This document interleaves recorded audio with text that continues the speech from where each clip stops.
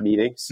Okay. But there are harm reduction groups out there. Like I think Smart Recovery is a harm reduction group. And there are meetings out there that are, Okay. All right, cool. Well, I guess I'll say one thing. From some friends of mine who are in recovery, I've heard like one perk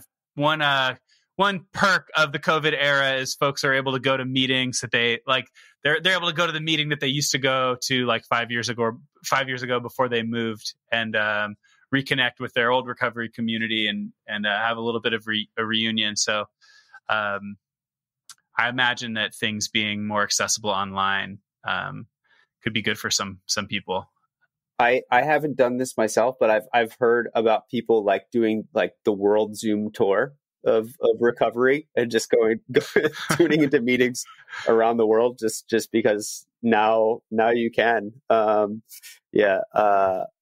There's a huge variety out there. Mm-hmm. All right, awesome. Well, let's move into some of these listener questions.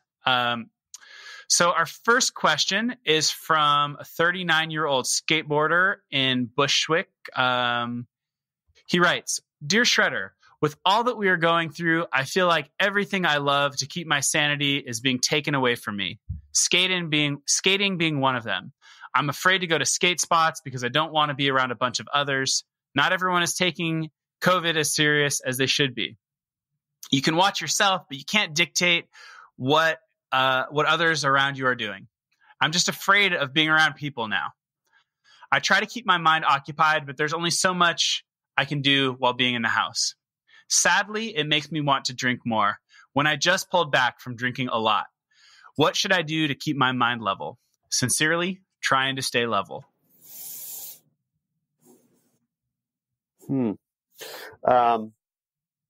One of the things that I heard them say was that they're not going to spots anymore. I should say this question came in a few months ago, I think, when things weren't as hopeful with the vaccines and people were a little more scared about outdoor spread than maybe they needed to be. But anyways, go on. I can relate to this question though, especially in the last year and more so at the beginning of COVID than now. But I don't really skate a lot, but I do surf every chance I get. And a big concern of mine was just being around too many people and living in Rockaway Beach. This is where people come and we get stacked up really quickly at all the main spots. And it made me afraid to go to those places as well. And one of the things that I did was just, I had to kind of redefine what is a spot to me. And I just started going to a lot of the more no-name places, where I could just get a little corner to myself. And the waves might not have been as good. But I could just go by myself or with one or two other people and just have a quiet little session. And I would say with skating, you could do that too. I mean, you could, maybe you can't go to the park or the main ledges that you've been skating and feel as safe. I understand that. I do. But I also know that one of the really fun things about surfing and skating is the exploring and the finding of new spots. And so I would encourage this person to get out there and explore and find something new, have a new experience with skateboarding. You might not find the most epic place, but you can find a safe little spot that you and your friends can enjoy. And just have fun. I think a lot of it has to do with lowering the expectations too. Yeah, there's definitely a curb. There's a curb somewhere that no one is skating. That is just a little bit of wax away from being a fun time. Yeah. One thing that's coming up for me when I read this question is, Well, one, get vaccinated. I was vaccinated a few months ago. I was privileged to be able to be vaccinated because I'm a behavioral health provider. So I've been vaccinated for a while. And while it hasn't drastically changed my life, I'm not going to parties or anything like that. It just, as someone who was really scared of COVID and I had a lot of anxiety about my own health and about the health of the people I love, I felt less anxiety. And I still do. So, there's a lot of good research out there that says that these vaccines are incredibly safe, incredibly effective. And, I just highly recommend everyone. I know everyone in New York City who's an adult, and I think anyone over the age of 12 now, can get vaccinated in New York City. I know the students I work with in the schools are getting vaccinated now. So there's millions and millions of people who've been vaccinated, and they're incredibly effective and incredibly safe. So get vaccinated. I get bummed out when I read like skateboarder and surfers Instagrams, and they're like, "Dude, you're gonna inject me with the virus to cure me of the virus." And I just want people to. I know there's a lot of media, and it's hard to parse through it's hard to parse through it all sometimes. But if you do a little bit of research, the bulk of the science is telling us one thing. It's pretty clear that the vaccines are safe and effective. So regardless what you see on TikTok or whatever. I would also just say, if you're surfing, if you're afraid of the vaccines, but you're surfing, especially, just remember all those times you went out after a rainstorm in the ocean and it was pumping and you weren't afraid of all the runoff. You're probably invincible from that anyways. So. Yeah. Yes. I got the vaccine. I felt a little achy and same for a day, and now I feel good. So, okay. One thought that comes up with this question though is like sort of what we were talking about for a moment before the podcast started about things being painful as an individual, and then you kind of compare your pain to other people's pain. I think with COVID, a lot of people are feeling, I mean, we all just experienced this horrible trauma. Like trauma is when things happen not as you expect them, in a scary way. And we all were just living our lives, and the world shut down, and hundreds of thousands of Americans died, and millions of people around the world died. And we lost the ability to be in connection with our family and with our friends and do the things that bring us, a sense of stability. So I just want to say to this individual that, like, you as an individual experienced this horrible trauma, and just because everyone else is experiencing it doesn't mean that you are not. It's like really hard what you're dealing with, and it makes sense that you might be sliding back into some of the coping mechanisms, unhealthy coping mechanisms that you've been drawn to in the past during this time when you're experiencing so much upheaval and turmoil.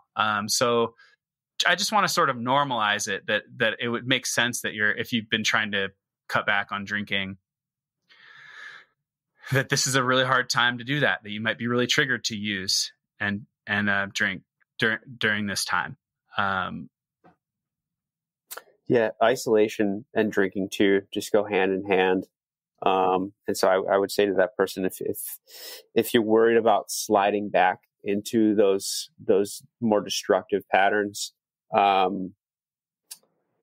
seek out some companionship. Whether it's a meeting or just talking to friends, and not feeling that isolation and loneliness. Jump on a Zoom call with some friends. If you're still worried about meeting up with them in person, circle the wagons. Surround yourself with some people that you trust and care about. and that care about you too. Yeah. I think that's really good advice. And something that we have to be a little more proactive about now, that if you're a skateboarder, and a surfer, like sometimes you just go to the spot and you see your people that way. And if that's not as available to you now, you might need to be more proactive about trying to seek out community, and connection. One other thought that I have about this question is like, just wanting to ask, I want to ask this person what benefit drinking is giving them, because they're doing it. What role is it playing? Like, they're doing it for some reason. I'm assuming that there's some negative consequences of their drinking. There's some things that are, if they've been trying to quit, I'm assuming it's having some negative impact on them. They're aware of how it's harmful to them. But I would ask, like, how is it? What role is it playing? How is it serving you? And if it's, it's helping you to avoid certain painful feelings, or it's helping you to feel more relaxed socially. Whatever it is that it's doing for you, I think identifying what it's doing for you is really important. And then asking yourself, well, how can you get that in a healthier way? So how can you relax? How can you experience the painful feelings that you might be hiding from? How can you also hide from those painful feelings sometimes if that's what you need? You need to just escape and zone out. I would ask those kinds of questions. What do you think, Jimmy? What do you think about that idea of kind of thinking about the role that that drinking or using other substances might be playing, the sort of what it's giving someone? Yeah, you made that was a great point. Like, what are the things that you might be hiding from, in using drugs or alcohol? Personally, it was a great tool for me, to hide from looking at things. And it's not like I necessarily even knew what I was hiding from. It was just this sort of like nameless, faceless anxiety, and feeling of otherness, from other people. I wasn't even able to identify the things I was hiding from until I stopped. Mm-hmm. There are other great tools that I use now as coping mechanisms. I found exercising to be a great one, in terms of just being able to clear the mind, get into my body, and there's something about those endorphins that help me think a little bit more clearly and see things a little bit more objectively, than I would say, just sitting at home, drinking too much coffee, feeling all the anxiety, not being able to cut through and look objectively at what's going on in my life and in my mind. Yeah. Yeah. All right, great. Let's move on to our next question. From a surfer, 31-year-old surfer who currently lives in the Caribbean. She asks, "Dear Shredder, I come from a family with a lot of alcohol and addiction problems. My dad died as a result of his drinking, and both my mom's parents were addicts, one drinking, the other pills. We're middle class and everyone seems okay. It's very easy from the outside to think that everything is normal, but it's often very hard. Obviously, surfing has saved me so many times. I spent the last 10 years going to Al-Anon and therapy and healing from a ton of trauma. I don't have any addiction problems, but I have had harmful relationships. Everything has been going okay recently. I just got back into a relationship with someone I dated several years ago for 1 year. He was nothing but loving, warm, supportive, and secure. And of course, I thought that was boring. But now I'm stoked. It's been going totally awesome so far. Also, we surf together. But his family has some addiction and relationship issues.